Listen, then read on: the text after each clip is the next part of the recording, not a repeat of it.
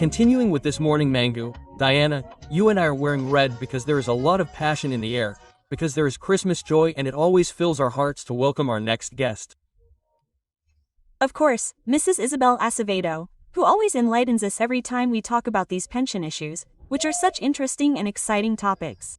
Santika, you are very excited. Santika is about to retire. She is at that age. She is at that age. No. Welcome to the Mangu once again. Thank you. Good morning. Thank you. A very good morning to the great audience of the Morning Mangu. To you too. Our great audience of the Morning Mangu, as you call it, is going to find out today what the steps are to be able to opt for a disability pension. Tell us how great and important it is to address this issue, and I love that we're discussing it from here with the large audience that you've had all morning in this space. What happens? People generally don't know that when they have a disability they can opt for a disability pension.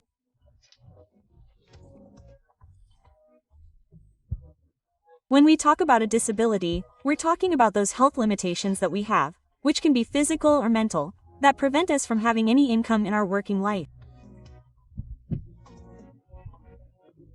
So, when we're working and we have some situations like these, many people even choose to leave their job, because I've seen people who, I was surprised, what?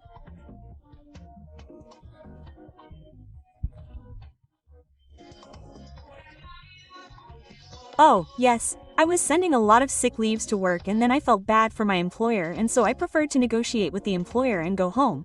But they don't know that after that health situation, a disability can come in which then they are left without income at home and in which it is not necessary because the social security system includes disability pensions.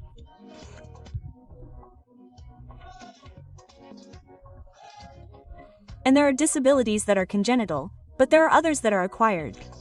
Exactly. And precisely when a person has a congenital disability, well, Social Security no longer pays for them. It does not pay for them in terms of employment, but it does provide coverage because within the family nucleus, disabled people have lifelong coverage through their parents, right? Therefore, just because a person is born with a disability, well, within Social Security, they will not be discriminated against for not having coverage. Now, with the disability that we are referring to today, that disability that the person acquires throughout their working life. So there is, for example, a disability that is acquired as a result of the work that we are doing. I wanted to ask you if it is the same when an employee, a collaborator who already comes with a certain disability and who is hired by the company as when they have a disability as a result of an accident that they had at work. That is where the issue comes in, as I was explaining earlier. When they arrive at work with a disability, well, they cannot receive a pension for that disability because they already arrived with it. But those acquired during the course of work. In other words, there are two types of disability pensions. One is acquired while working through a work accident or a situation that occurred in the company. A person fell, or a person acquired an illness as a result of the type of work they do. These are disabilities that are paid for by Social Security through occupational risks, which is IDAPRIL. The Institute for the Protection and Prevention of Occupational Risks is the one that pays for these licenses, but there are disabilities that are acquired because a person may have had an accident that was not work-related, it was not within the scope of what is work-related, so it is covered. They may have an illness that was also a result of it not being work-related, because there are occupational diseases of work-related origin and there are others that are not work-related. What a shame, because then Santika cannot apply as I thought because her disability is congenital, she has mental problems, and she has problems with her language. Then don't recommend this anti-inflammatory because, hey, how is the doctor going to get ahead of me when I come to ask my question? Doctor, I'm going to see Samir right now, but doctor, I stubbed my toe, my big toe, while working. I dropped a bucket on my foot. I can be on disability. What's going on? You grabbed it and fell, plus a toe. Yes, you can opt for disability because when you go to the doctor will give you a medical leave and will say, no, you're not fit for 15 days. So that's a disability. What happens is that it's temporary because we're talking about what people call today a medical leave, a leave due to disability in the system. So they're going to give you while you fell at work when you stubbed that toe, you fell too. Your toe is strong, my love. It's happened to you. It's happened to you. Oh girl, look at that big finger. That pain reaches your brain, right? It reaches your brain. Sure, but don't worry, they're going to give you a medical leave, and that medical leave is also called disability within the system. A tight chest, a tight mucous membrane, also qualifies for a pension. Right? For disability payments, yes, because that tight chest, that tight mucous membrane, can lead to pneumonia. So, they're going to have to give you a leave. Because you have a respiratory condition, right?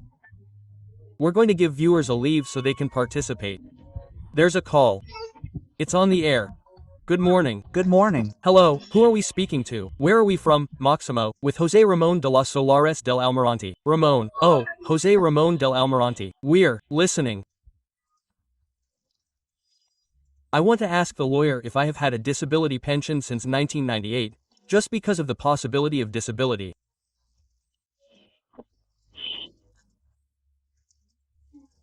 And I'm 80 years old and I haven't been able to get my normal pension from the BG, which I was actually entitled to.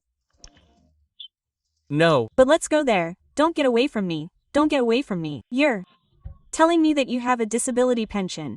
Yes, that's the one for 10,000 pesos. It's been since 99. You get fed up, my love, for the pressure. If it's 10,000 pesos, no, I don't have to get involved. Where did you work? Where did you work? I worked. In a state company or a private company? In a private company at that time. Yes. Okay. But that disability that you have, haven't you worked again? Does it prevent you from working? No, it didn't allow me to work because it was vision loss, or it still is. I lost an entire eye at that time. Okay, it's vision loss. It's vision loss. Do you know what happens with those types of pensions? Yes. And that's precisely the problem. You're telling me that from 92 to 98, 9. Since 98. What's happening? Pensions should be indexed every 2 years. They should be indexed according to the inflation index, because they should keep increasing. How much was that pension initially? Back then, it was 2,000 pesos, 1,800 or something like that. That's all. Paparina, doctor. No, that was money at that time. It was money. The thing is that pension should be indexed over time so that he doesn't just receive that 10,000. But, what about what he's telling me about an old age pension? It's not. If he has a disability pension, he doesn't qualify for an old age pension, because the system doesn't give him one. But come on, tell me. Let's see. I was a civil servant at that time because I worked at INEPRE and so on and other institutions. Oh, what institution? What institution provides Social Security? Right. Insurance? Exactly. But Social Security. Yes. So, within Social Security there are not two pensions. If you have one for old age or you have one for disability. Look right now at what is happening. People who suffer from a disability, well, according to the law that was or is still in force, the pension is only given to them until they are 65. At first it was until they were 60 and then until they were 65. So, for example, like in the case of the gentleman who has a permanent disability, that disability is not going to improve over time. So, when he reaches 65, he said he is like 80 now, right? Sure. If it had been like now, when at age 65 they tell you, no, sir, you have already finished your disability pension. Now you have to opt for an old age pension, because the two cannot coexist. But you can stop the first one to continue with the second. You can stop the old age pension. Quote, no, it shouldn't be, it's not convenient. Why? Because a person who currently has a disability pension, for example, let's take his example, he tells us, he has a disability pension of 10,000 pesos. Anyone in the system today can have a disability pension of 10,000. But what happens when they take that pension away at age 65? You have to opt for what the FP has. So, when there are people who don't even have enough to pay you 5,000 pesos in the FP. Well, let's take another call, Santita. Yes, Santika, people keep calling because it's a pretty disturbing issue. At 809-689-7995. It fell. It is, and we'll pick it up again now. You take advantage of the hose and call so that you can make your inquiry here. And a piece of advice for the Admiral's friend. Those who haven't seen anything, but those who have seen something, have seen something. And we must avoid running out of room. What I recommend is that we take a massage course.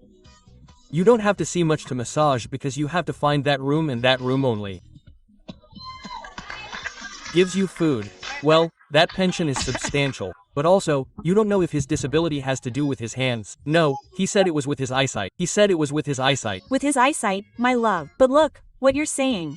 What you're saying is very interesting because, what happens? Disability pensions are classified into two types, those that are permanent and those that are temporary.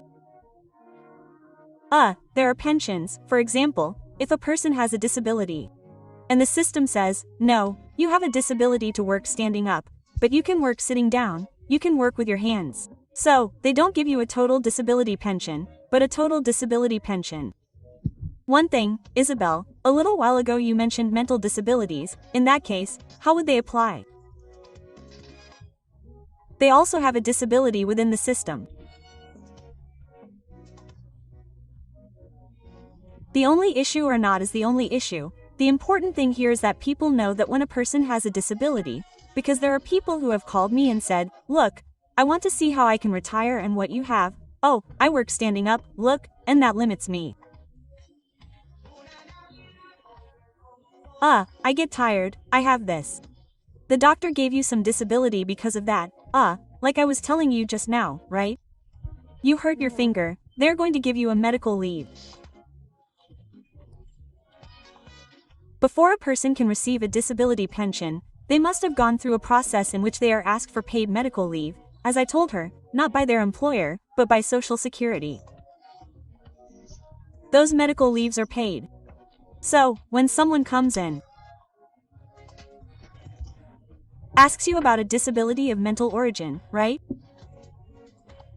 Due to some situation, the doctor must have granted them a leave of absence, then they are subject to a disability pension because they are in a situation where they cannot work. But who approves that pension? Wait, Crescencio is crazy about me so that you can tell him to send him there. Crescencio said, I'm crazy about you, Santika. I'm crazy. They already have mental problems because of me. Tell me where. Santika is, I have a slightly more serious question. Santika, it's not the employer who pays for that disability. CPEN doesn't pay for it. That disability is not paid for by FP. That disability is paid for by the company that has the insurance. Yes, because each person within each FP has insurance, which is the disability and survivor's insurance. So, that's the company, the insurance company that hired the FP is the one that pays for the disability. Now the FP serves as a bridge channel, but the National Social Security Council through its medical commissions is the one that approves. Isabel, we have a question from Chris, our little advisor. Hello, Isabel. Good morning. Hello, I would love to know. Because sometimes we are very creative here in the Dominican Republic and suddenly someone starts to invent a disability, that I have a mental problem or that my leg hurts or whatever. What happens if someone makes it up, gets a pension, and it turns out it's false? But everything has to be supported, right? How difficult it is. Exactly what I was explaining is true. That used to happen a lot in the system, but nowadays, supporting a disability is not easy. Those companies I was telling you about, that medical commission that the National Social Security Council has, is the one that has a team of doctors who, backed by that support that I just mentioned, of those medical leaves, of that health situation that the person must have had for at least 6 months to a year. So, with all that support, that medical commission makes an evaluation. And that evaluation is what gives the opinion of the degree of disability that the person has in order to then be able to start the process. It does not depend on the type of disability. Well, I was actually accompanying someone in a process recently who had lost their vision, and really, among those of us who went to FP and received the pension, it didn't take more than 4 or 5 months. Exactly. -0 pension. Come on. Sure. Let me take advantage of Alex greeting the manager of Social Security, Ms. Ora.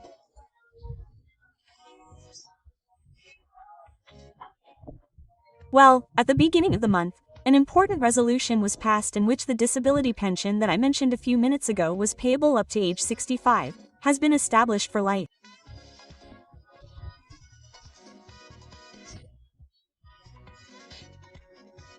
Yes, in this resolution, and as I was explaining, the importance of this measure is that when a person has a disability pension, that disability can last over time and throughout their lives.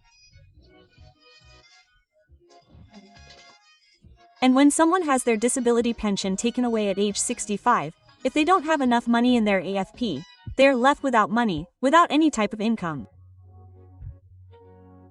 And the whole point of Social Security is to guarantee protection for people throughout their lives. So, this measure by the Council comes from a ruling by the Constitutional Court in May that ordered that disability pensions should be for life. Perfect. Well, when someone reaches, now it has been established that they will be for life. Great, Santika, we have to fire her. But wait, the women who did not use cream to make them look old and reach 65 without wrinkles and so that they would not be given a pension, they have already decreed that the pension is 65 years old.